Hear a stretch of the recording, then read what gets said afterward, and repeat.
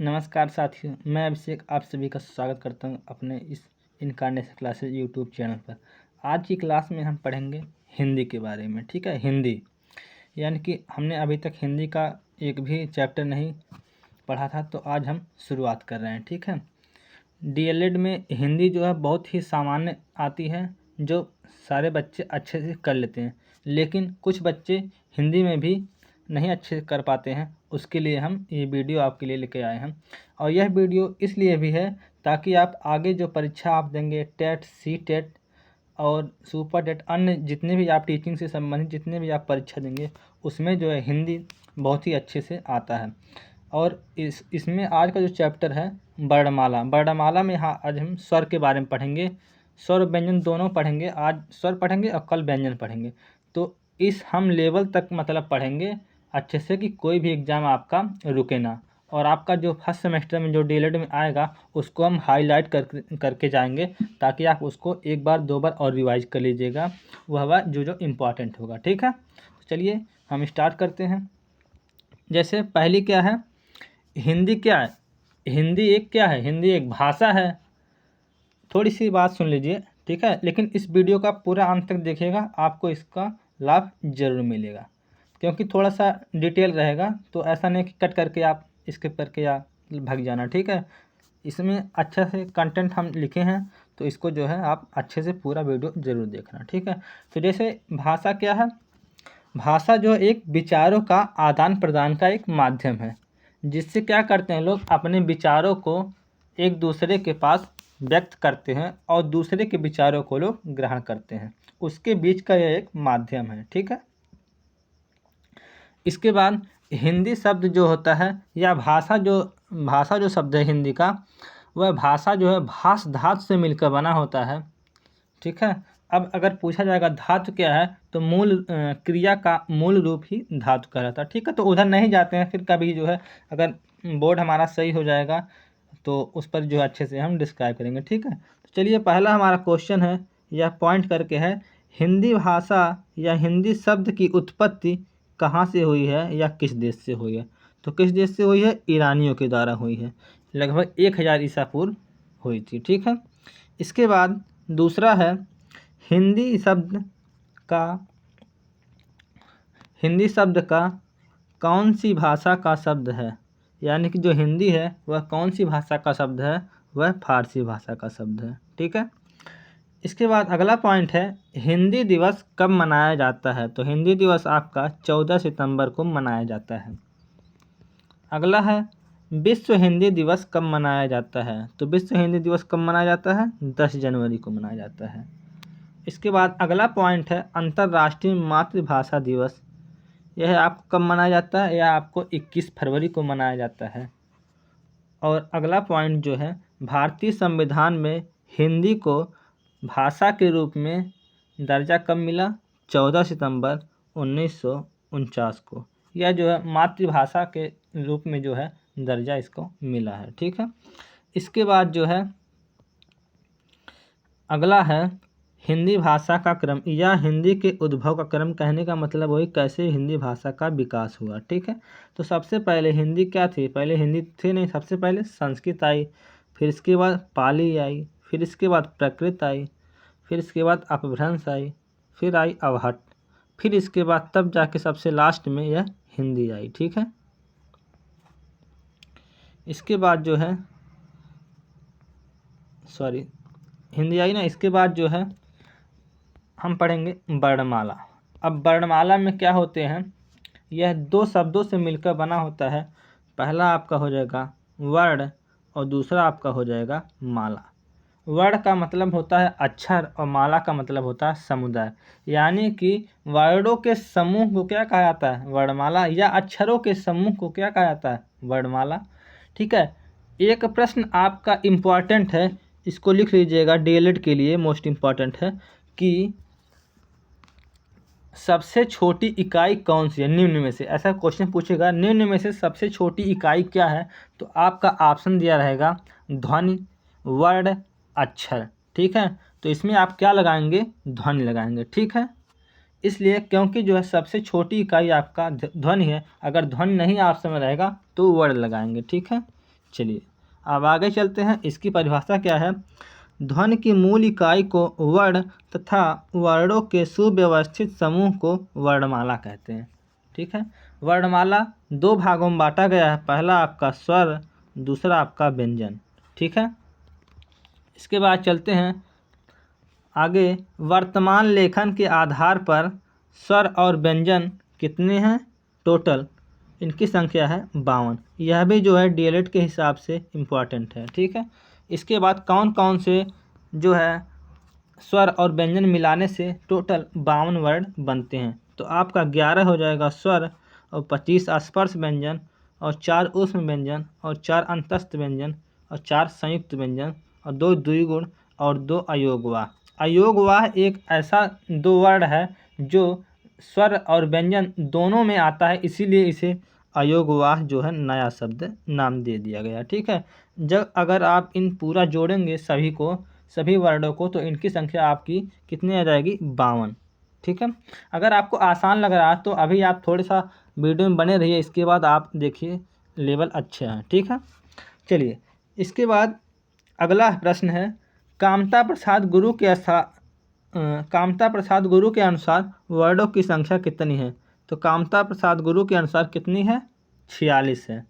इन्होंने जो है केवल स्वर और व्यंजन को जब जोड़ा है तो इन्होंने स्वर को जो है 11 + 2 यानी कि स्वर को 11 व 2 इसलिए जोड़ा है कि 11 सामान्य स्वर होते हैं और 2 अयोगवाह, उसको जो है स्वर में काउंट किए हैं। इसके बाद अयोगवाह व्यंजन जो है अयोगवाह नहीं, व्यंजन जो है वह 33 होते हैं। ठीक है, जब 33 और 13 इन्होंने जोड़ा तो 46 आया। ठीक है, इनके हिसाब से 46 होते हैं कामता प्रसाद गुरु के अनुसार।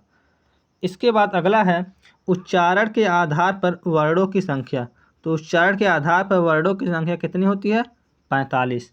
उसमें जो है स्वर 10 होते हैं आपका और व्यंजन जो होते हैं वह 35 होते हैं। कैसे होते हैं? अब जैसे देखिए, स्वर में आपका री की मान्यता नहीं है उच्चारण के आधार पे। ठीक है, इसके बाद अगला है स्पर्श व्यंजन में आपका आ जाता है 27 स्पर्श व्यंजन। यह 27 इसलिए यहाँ पे काउंट हो रहा है क्योंकि इसमें 2 द्विगुण व्यंजन भी जोड़ दिए गए हैं। ठीक है, और 4 ऊष्म व्यंजन और 4 अंतस्थ व्यंजन। इन सबको आप जब जोड़ेंगे तो सभी की संख्या कितनी हो जाएगी? 45।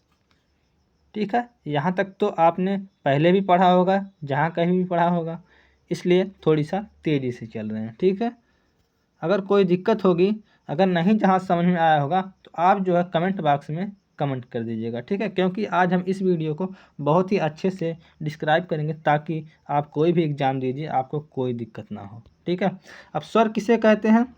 जो वर्ड स्वतंत्र रूप से बोले जाते हैं उन्हें स्वर कहते हैं। यानी कि जिन वर्डों को बोलने में हमें किसी अन्य वर्ड की सहायता नहीं लेनी पड़ती है उन्हें स्वर कहते हैं। ठीक है, ऐसे भी आप लिख सकते हैं। और इसके बाद व्यंजन किसे कहते हैं? जो वर्ड स्वर की सहायता लेकर बोले जाते हैं उन्हें व्यंजन कहते हैं।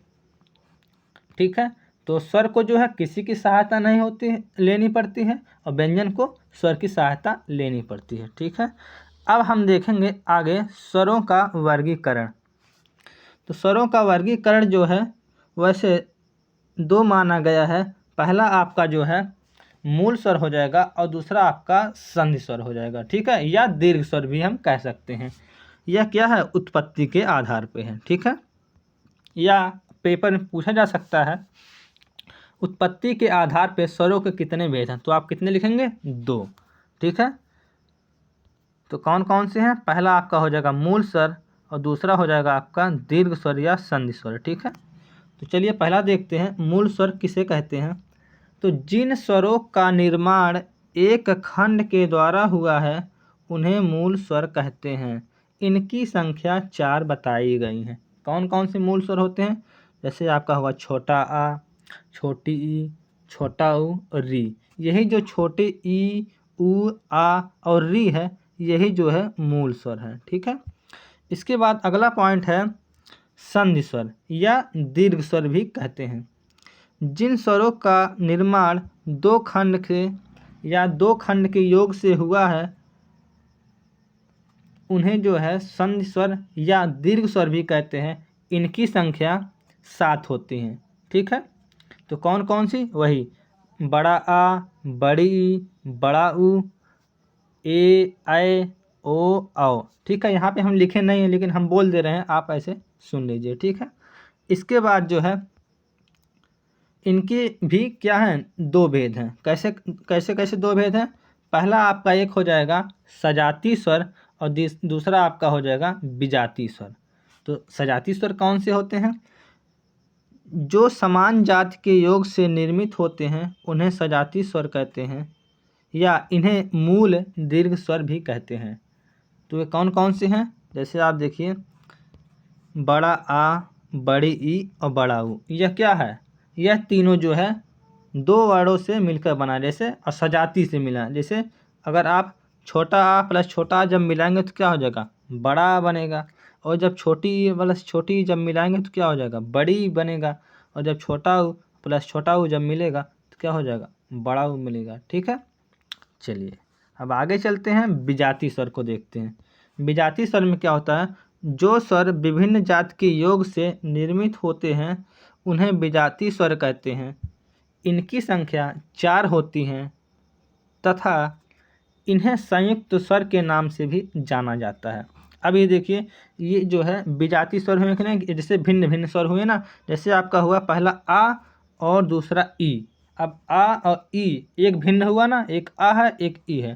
तो इसमें जब भिन्न हुआ तो इसके मिलने से क्या बनता है? ए। और जब आ और ए जब मिलता है तो क्या होता है? ऐ बनता है, ठीक है। फिर आ प्लस छोटा ऊ जब मिलता है तो ओ बनता है। और इसके बाद जब आ प्लस बड़ा ओ जब मिलता है तब औ बनता है, ठीक है। चारों समझ में आया बहुत अच्छे से। चलिए अब आगे चलते हैं, विजाती स्वर भी हो गया। अब मात्रा के आधार पे स्वर देखेंगे। जो यह महत्वपूर्ण है, सबसे ज़्यादा महत्वपूर्ण यही वाला है। क्यों? क्योंकि यह डीएलएड में यही वाला पूछा जाता है कि स्वर के कितने प्रकार हैं। तो आप तुरंत लिखिएगा, मात्रा के आधार पे स्वरों को 3 भागों में बांटा गया है। पहला आपका ह्रस्व स्वर, दूसरा है दीर्घ स्वर और तीसरा है प्लुत स्वर, ठीक है कि नहीं? तो चलिए हम एक एक करके सबसे पहले देखते हैं। सबसे पहला है ह्रस्व स्वर।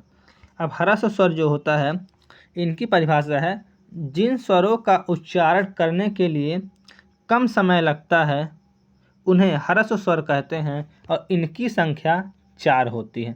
कौन कौन सी है? छोटा आ, छोटी ई, छोटा ऊ, री, ठीक है। अभी हमने इसके पहले भी देखा था, ठीक है।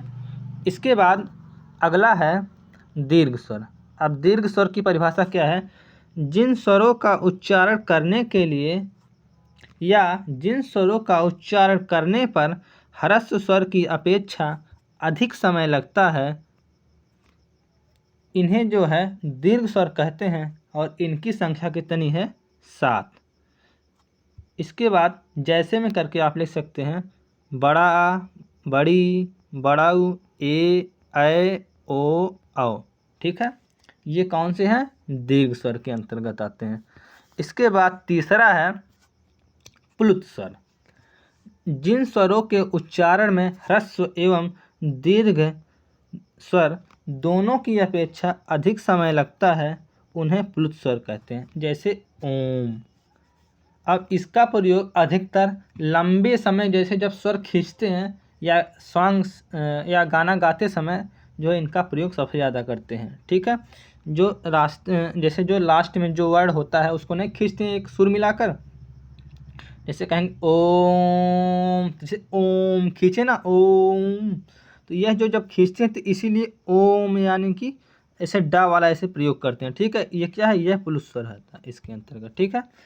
चलिए अब आगे चलते हैं, जिह्वा के आधार पर स्वर।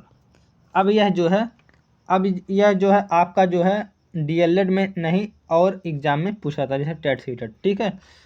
इसको आप जो है ऐसे देख लीजिए, हम पूरा जब करवा दे रहे हैं, ठीक है, ताकि आपका कोई भी चीज़ छूटे ना, ठीक है। तो जिह्वा के आधार पे 3 प्रकार के होते हैं। पहला आपका होगा अग्र, दूसरा होगा मध्य, तीसरा होगा पश्च। तो अग्र स्वर किसे कहते हैं?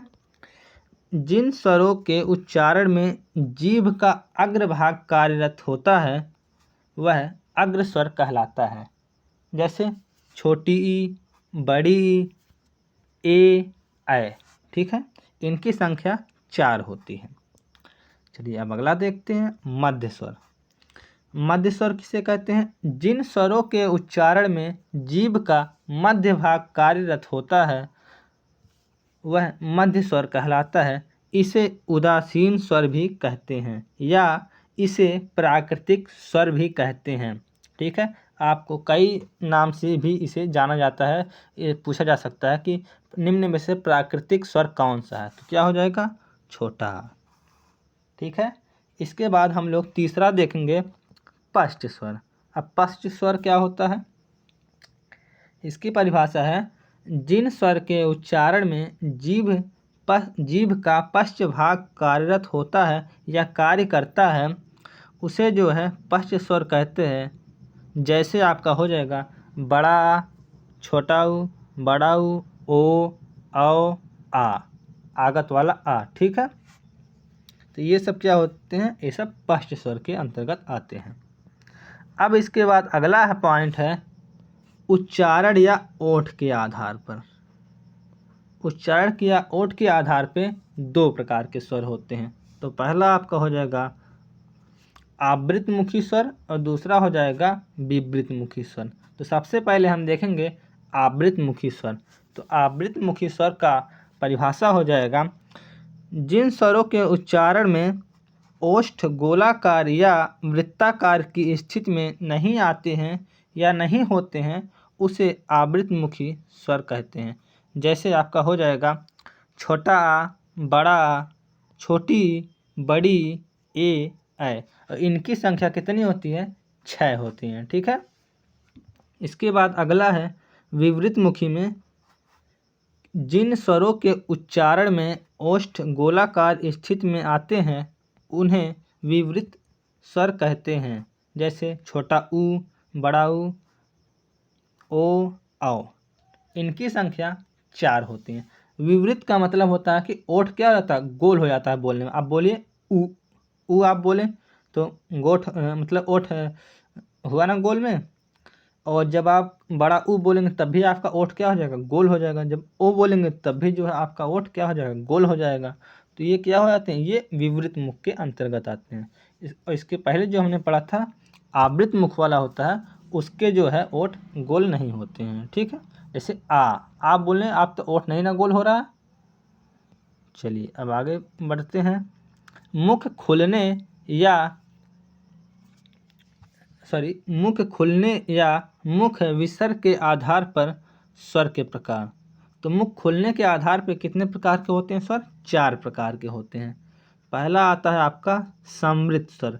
यह जो है समृत स्वर, विवृत स्वर और अर्ध समृत स्वर में से एक है। समृत स्वर जो पूछा था सीरीज में हमने देखा, इसीलिए जो हम इसको भी नहीं छोड़े हैं, पूरा सब कंप्लीट करके चल रहे हैं, ठीक है। ताकि आपका कोई भी क्वेश्चन अगर यहाँ से आए तो ये जो है बिल्कुल भी जो है ऐसा ना रहे कि हमने पढ़ा नहीं है, ठीक है, आप उसको कर सकें। तो समृत स्वर किसे कहते हैं? जिन स्वरों के उच्चारण में मुख बंद रहता है उसे समृत स्वर कहते हैं। जैसे अब इनको बोलने में जब आप बोलेंगे तो मुख क्या हो जाएगा? बंद ही रहेगा। जैसे मुख बंद करके आप बोल सकते हैं, जैसे ई, उ, ऊ। इनको आप जब बोलेंगे मुख आपका ज़्यादा नहीं खुलेगा, यानी कि मुख बंद ही लगभग रहेगा, बहुत मात्र भर खुलेगा, ठीक है। इसके बाद अगला है अर्ध समृत स्वर। जिन स्वरों के उच्चारण में मुख थोड़ा सा खुलता है उसे अर्ध समृत स्वर कहते हैं। जैसे ओ, ऐ, ओ, ऐ। जब आप बोलेंगे तो हल्का हल्का मुंह खुल रहा है ना, तो बस। इसके बाद अगला है विवृत स्वर। विवृत स्वर किसे कहते हैं? तो जिन स्वरों के उच्चारण में मुख सर्वाधिक खुलता है उसे विवृत स्वर कहते हैं। जैसे आ, जब आ का जब आप नाम लेंगे तो कैसे हो जाएगा? आ, मुंह खुलेगा ना, तो जब बस मुंह खुल रहा है तो वह विवृत स्वर के अंतर्गत आ गया, ठीक है। इसके बाद अगला है अर्ध विवृत स्वर। अब अर्ध विवृत स्वर में क्या है? जिन स्वरों का उच्चारण में मुख विवृत की तुलना में थोड़ा कम खुलता है उसे अर्ध समृत स्वर कहते हैं। जैसे छोटा आ, ऐ, औ, ठीक है। ये तीनों वर्ड अर्ध विवृत के अंतर्गत आते हैं, ठीक है। अब इसके बाद कई ऐसे पॉइंट है जिसको जो है याद करना बहुत ज़रूरी है। जैसे आपको एग्ज़ाम में पूछ लिया जाएगा या बहुविकल्पी में निम्न में से अर्धस्वर कौन सा है, यह बल्कि पूछा भी गया था, हमने सीरीज में देखा भी है। ठीक है, तो अर्धस्वर कौन से होते हैं? या, वा। यह डीएलएड के लिए बहुत महत्वपूर्ण है। ठीक है, ये जितना हमने हाईलाइट करा यहाँ से यहाँ तक, ठीक है, क्योंकि ये वाला अक्सर पूछ लेता है, क्योंकि जो है वो स्थान जो है कि कौन सा वर्ड किस स्थान से बोला जाता है, मुख्य ताल से कि मूर्धा से, ये सब बहुत ज़रूरी है। ठीक है, इसलिए इसको आप बहुत अच्छे से रिवाइज करिए। ठीक है, तो अगला है कंठ स्वर, यानी कि कंठ से कौन से स्वर बोले जाते हैं? तो आपका छोटा आ बोला जाता है और बड़ा आ बोला जाता है। और तालव्य स्वर यानी कि तालु से कौन से वर्ड बोले जाते हैं? वो छोटी ई बोली जाती हैं और बड़ी ई। और मूर्धन्य स्वर से, मूर्धा से क्या बोला जाता है? केवल री। ठीक है, अब इसके बाद ओष्ठीय स्वर।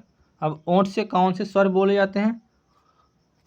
ये तो बोलने से ही पता लग रहा है, ऊ, यानी कि ओठ, ओठ से। ठीक है, तो जब ओठ से बोला जा रहा है यानी कि ये ऊ आ जाएगा। ठीक है, ओष्ठीय। क्योंकि इसके बाद कंठ ओष्ठी तो में कौन सा आ जाएगा? ओ, आओ। अब कंठ ओष्ठी यानी कि यहाँ पे दो स्वरों का मेल हो रहा है, जैसे कंठ से भी बोला जा रहा है और ओष्ठ से भी। अब कैसे? क्योंकि यहाँ पे देखिए आ और छोटे उस के मिलने से ओ बनता है, और छोटा और बड़ा ऊ के मिलने से औ बनता है।